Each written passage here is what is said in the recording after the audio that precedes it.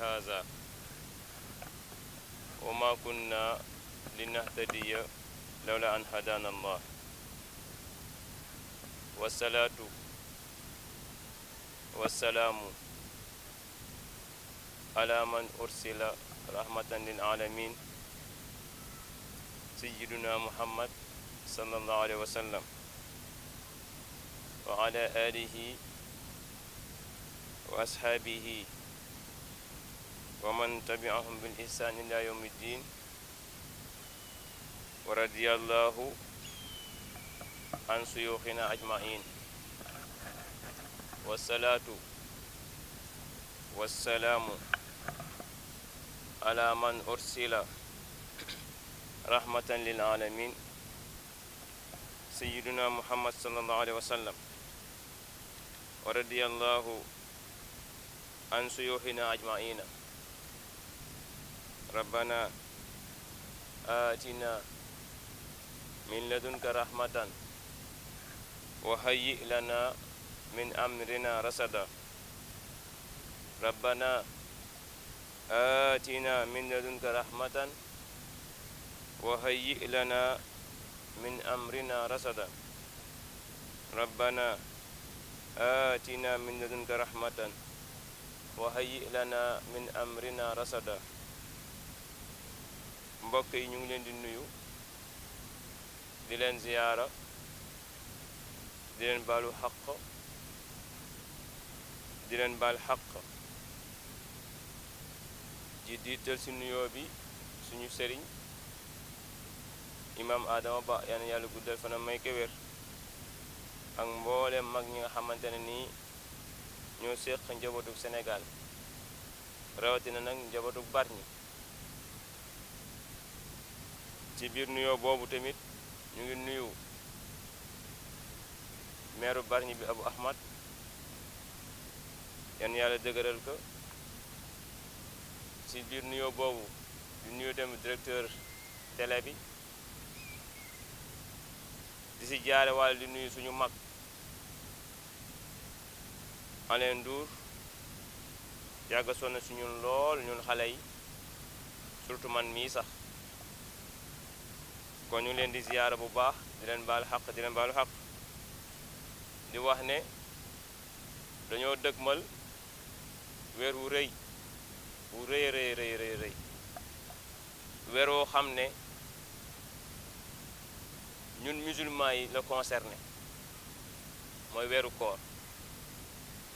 te temps bu ñu siy jug bu ñu koy dëgmal nag dëkk bi yëngatu nekees coow ci weer coow ci weer nañu ko war a gàttandoo nag nañu ko war a waaje ñun musulman yi boo demee ci alquran suñu borom dafay wax ne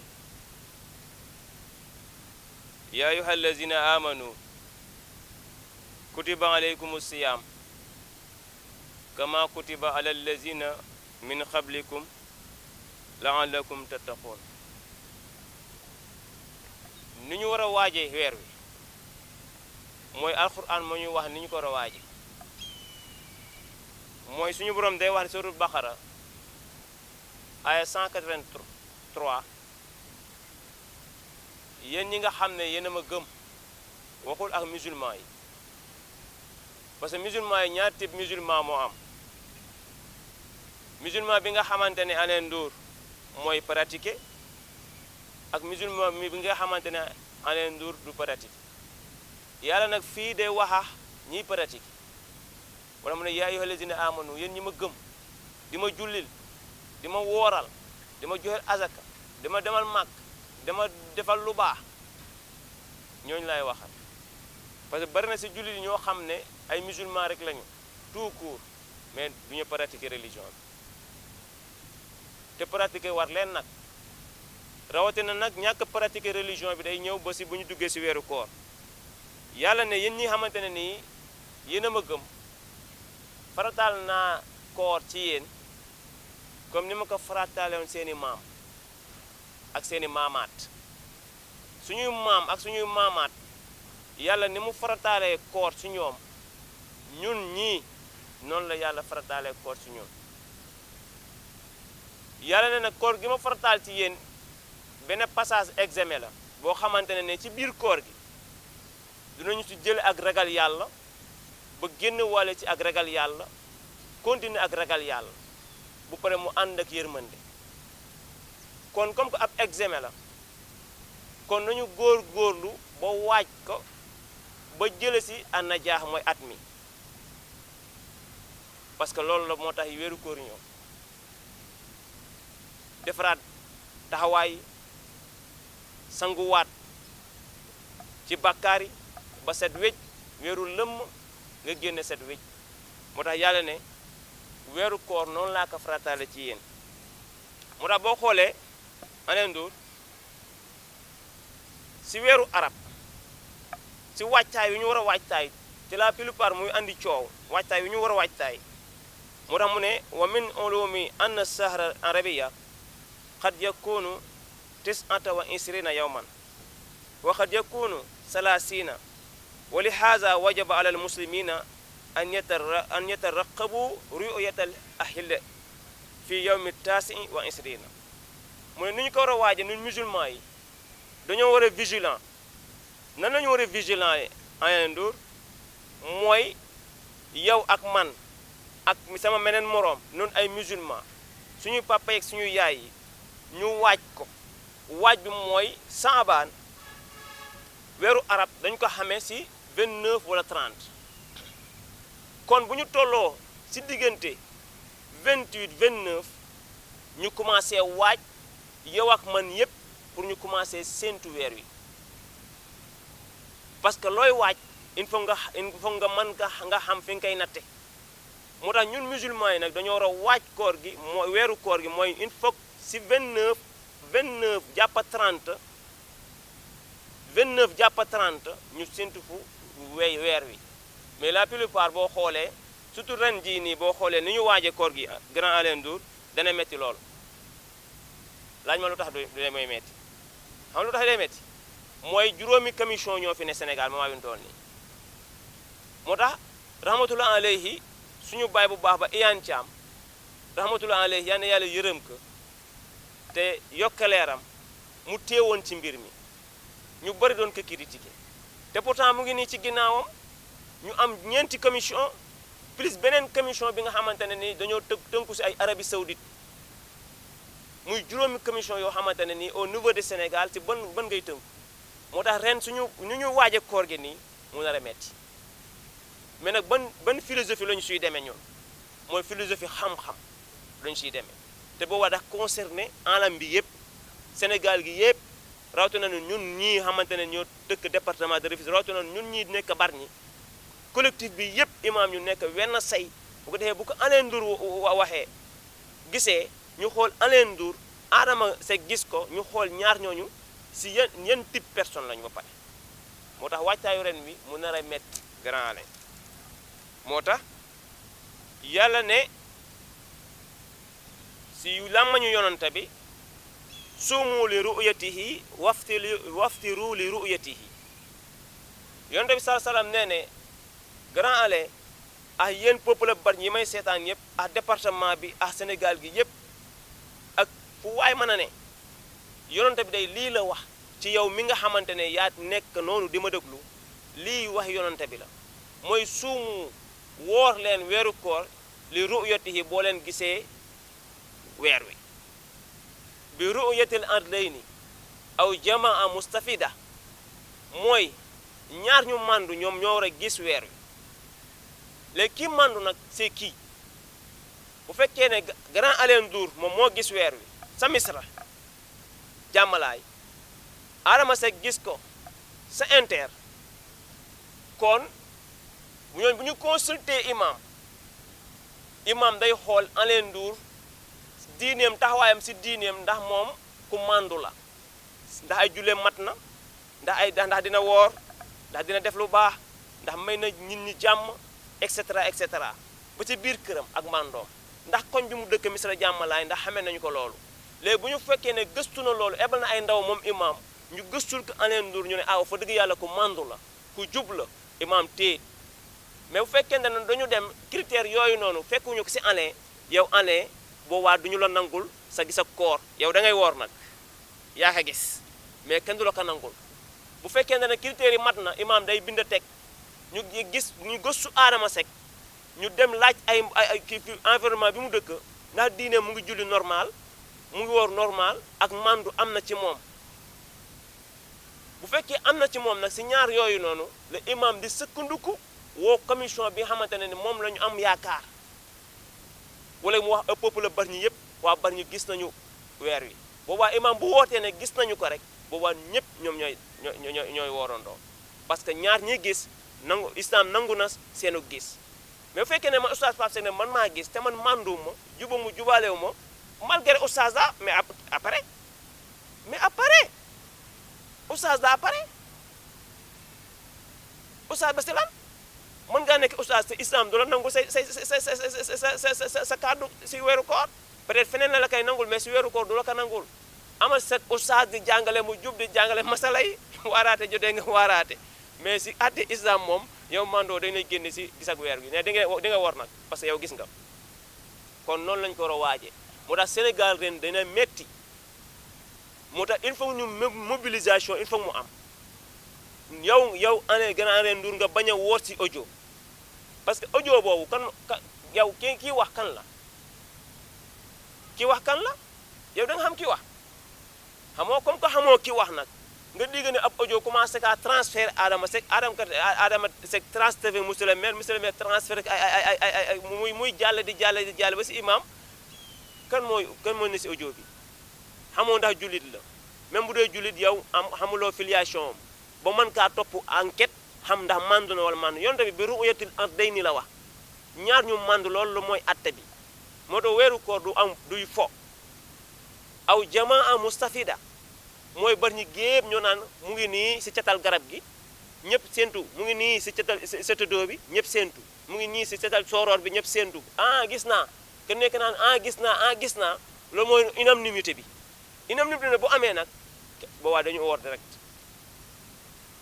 te loolu léegi mooy entre 29 à 30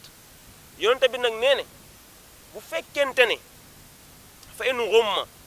aleykum fa akmilu iddata sa'ban salasina yawman bu fekkente ne asamaan si dafa lëndëm kenn mënul gis weer wi boobaa nañu mottali sa'ban 30 jours boobaa dañ naan kenn du séentu suba amatul séentu bon ñëpp unanimité ne amatul séentu boobaa dañuy dem rek attaqué koor gi man dama yaakaar ne sax si boobu la ñu war a jëm fi mu toll nii comme que Sénégal fi mu toll nii man moom bu ma doon lancé appel damay lancé appel nu dem fa inu rumma aleykum sahra parce que lan moo tax parce que ñu bari dinañ ne ñii dinañ or lundi après ñu naan le 13 entre 13 14 parce que 13 mën na doon séntu bu njëkk ñu woor 14 mais 15 moom day fekk ñu woor moo tax fi mu nekk nii séntu bu njëkk mooy andi problème ren Sénégal dina am ñoo xam ne dañuy woor te lii tax moom koor gi di am problème Grand Allé yow bu fekkee ne da nga ne dañ ko déggu si Arabie Saoudite yow Grand Allé kenn santew la nga oor si Arabie Saoudite Arabie Saoudite yàlla royloo nu Arabie Saoudite yonente bi la ñu royloo moom la ñu royloo kon nag moom yonente bi la ñu royloo yonente bi moo wax lii ñun suñu yoon neewul si weeru koor si Arabie Saoudite da dul woor nañu sa ëllëg sa bu ñu gisee woor mais pas dañu ñoom ñuy woor ñuy tënku si ñoom si calendrier parce que bokkuñu heure yi julli bokkuñu heure jant buy fenk kon bu ñu tënku si Arabie Saoudite on se dit la vérité mais Sénégal nag seen diine ñun suñu diine ñun jeunesse bi dafa woyof mag ñee ñu gën a ñor diine parce que ñun ay xob lañu rek ngelaw dañuy ëpp rek moo tax bu fekkente ne dañu jël risque yi bu nar a andi coow si commission yu bare yi am ren 4 commission ba 5 commission il faut ñu jël risque yi dem fay nu rumma aleykum sahra ñu dem motal 30 xam nga boobaa amul séentu ñu léegi fin ba nag moo ñuy atte bu ñu amee 28 bu ñu amee 28 sa fin ba weeru feeñ weeru feeñ dane suumu li ru'yatihi waftiru li ru'yatihi wóori leen boo leen gisee ko weer wi départ ba ni yonente bi waxoon arrivé bi tam noonu la wax bu ñu demee ba 28 nag weer wi feeñ mais bu weer feeñee kuy am dëgg yow yaa xam ak sa dëgg ñun ñi xamante dañu am 28 ñu warindoo ak ñëpp dem julli ji bu koor gi passé nu fay bees moo tane boobu moo ëpp sécurité xam nga tax mu ëpp sécurité Grand Alain parce que boo wooree 28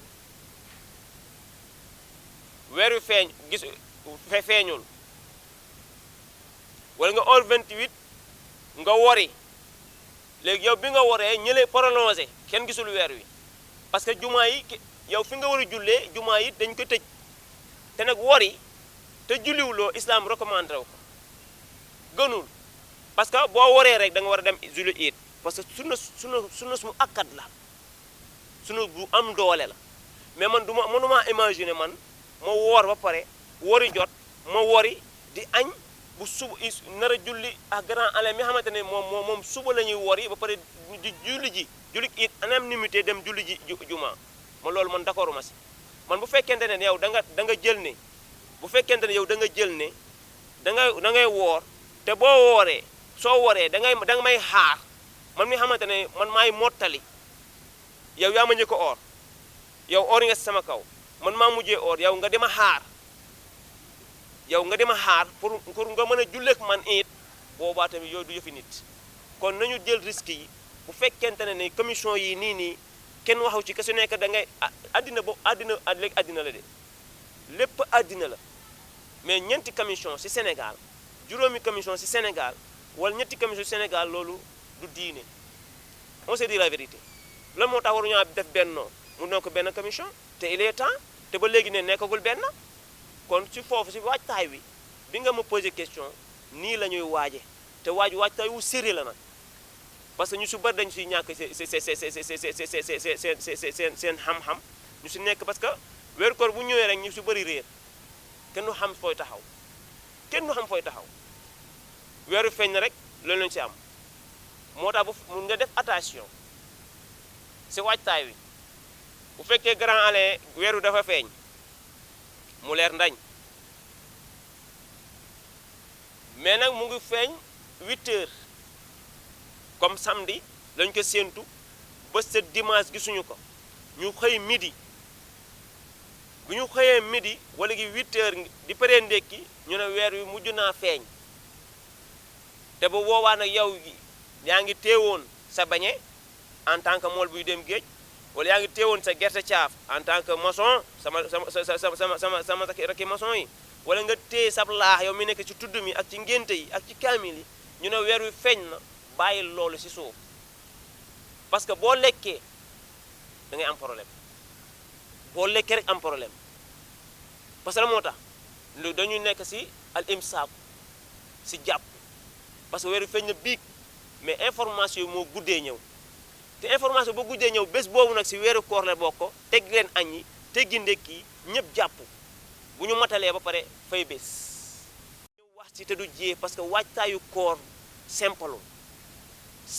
dara simple ci parce que ay risque ngi ci parce que mën nga see kafaara moo tax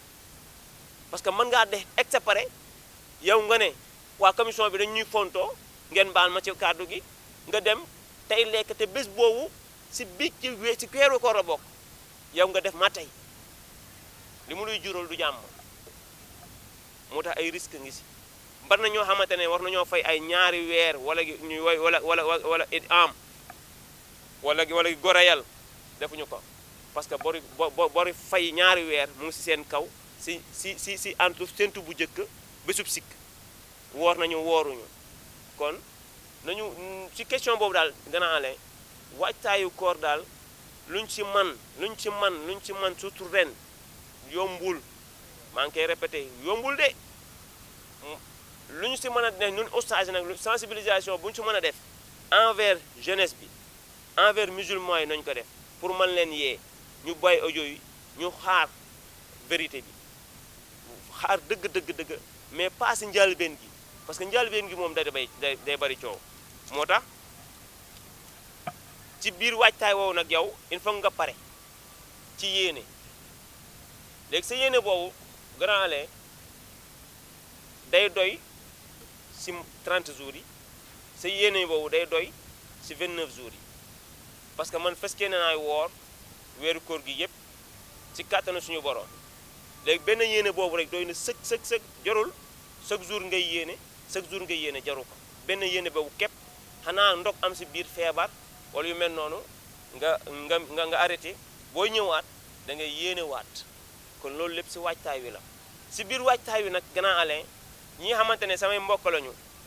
dañoo yaakaar ne naafilaaw ma moo tax wooruma naafilaaw ma wooruma loolu xam-xam bu gàtt la ça n'a rien à voir ça n'a rien à voir gis nga naafila ak koor ça n'a rien à voir parce que bu fekkee naafilaaw laa mën loo teree woor mais fi ñu su bëgg da ngeen ma la tax wooruloo naafilaaw ma loolu erreur la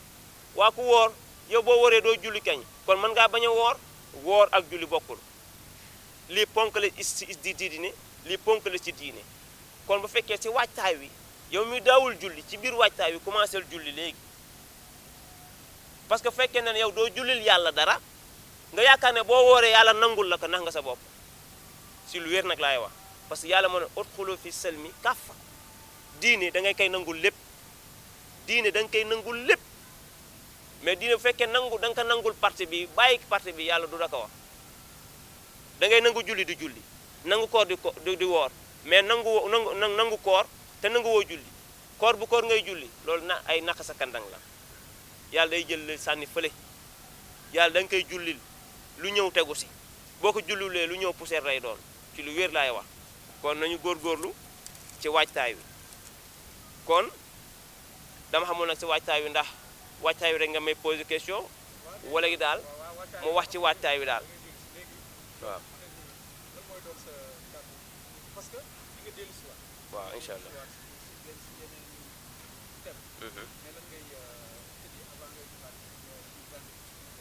waaw man daal li ma ci yokk daal mooy ñu bañ a fooy suñu bopp nanu bañ a fooy suñu bopp ci diine ji fii te ñun jeunesse bi dañoo xaw a oyof bopp ci diine dañoo ñàkk respecté suñu diine surtout nag ci weeru koor parce que lu tax man mool laa bu dimbaal dafa metti moo tax duma woor man maçon laa damay kuule suba moo tax duma woor man moolkat laa dañuy moole 10 tonnes wala nangami tonnes moo tax duma woor man dawakatu fas laa liggéey bi dafa metti saako ceeb yi may yenu ak saako yu dub yi moo tax duma woor loolu ay caaxaan la caaxaan biir la parce que moo tax li ngay wax foofu yëpp métier yi ma fi wax ak yeneen yu dul yooyu groupe boobu nga ne am na ko fay woor wala ñaar wala ñett kooku li mu mën war nga kaa man gis nga doole ji la yàlla jox ak xel mi la yàlla jox na nga ci jaamu yàlla na nga ci jaamu yàlla bañ bàyyi fo bi parce que la moo tax doole jooju du continuer yàlla mi la mayeeg wér nag ngay xëy di dem jaamu ko ci sa doole sa biir bii jaamu ci yàlla parce que ak jaamu yàlla yaram la ak biir jaamu yàlla yaram la biir sa biir bu ci dara am sa yaram bu si lenn loo xamante ne lu naqari yàlla la boo ko ci def say cër yépp nag laa wax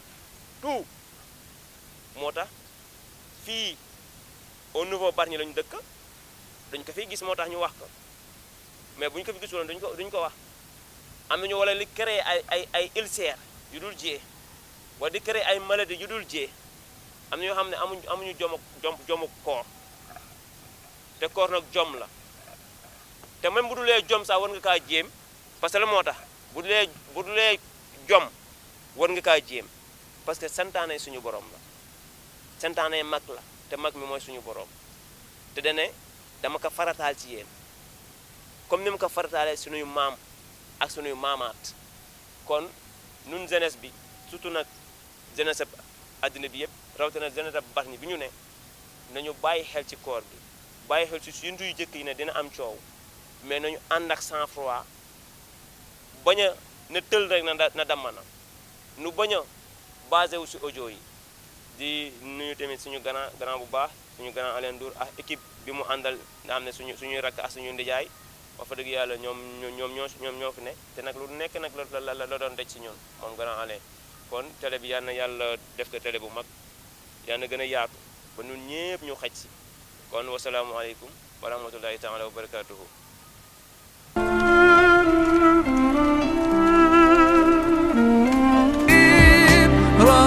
رمضان رمضان ليتك دوما قريب. waaw xam nga koor moom généralement dafay changer habitude alimentaire parce que soo xoolee soo wooree da nga toog journée bi yëpp doo lekk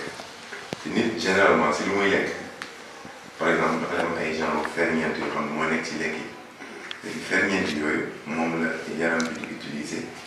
généralement pour moom si boppam yaram bi mën a fonctionner mais aussi pour yenn activités yi ngay mën a def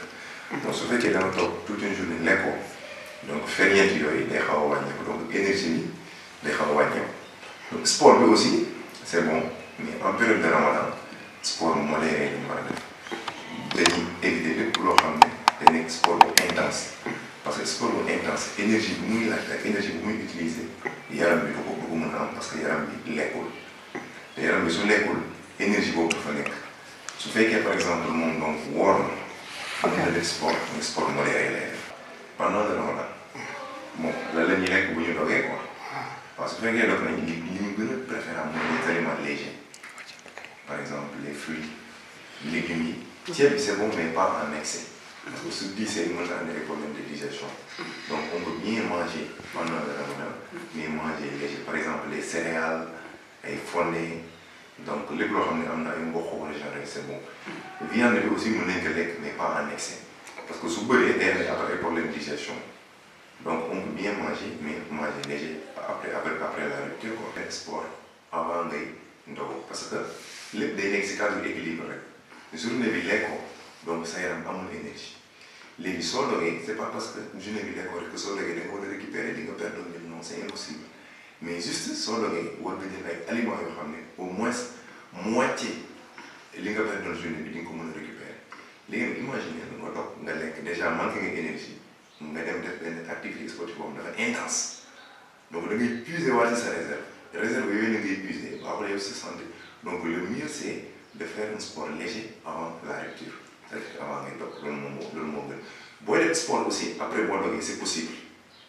mais bëri moom moo gën mais bee aussi boo koy def dafa war a fekk c'est-à-dire nga def sport bu léger boo xam ne doo def ay activités yu intense yoo xam ne day demander beaucoup d'énergie nga xam ne après mën na lu sonal quoi.